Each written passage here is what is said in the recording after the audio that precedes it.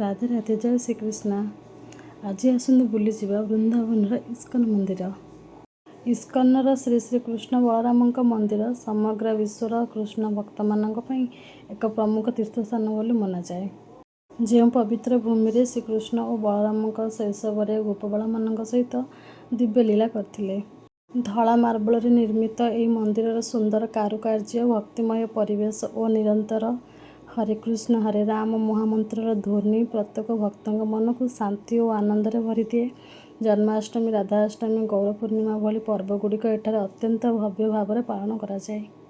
ଏଇଠି ଦେଖନ୍ତୁ ଆଜ୍ଞା, ମନ୍ଦିରର ମଧ୍ୟବେଦୀରେ ଶ୍ରୀ ଶ୍ରୀ କୃଷ୍ଣ ବଳରାମ, ଡାହାଣ ପାର୍ଶ୍ୱରେ ରାଧା ଶ୍ୟାମ ସୁନ୍ଦର ଏବଂ ବାମ ପାର୍ଶ୍ୱରେ ଶ୍ରୀ ଶ୍ରୀ ଗୌର ନିତାଇ ବିରାଜମାନ ଅଛନ୍ତି।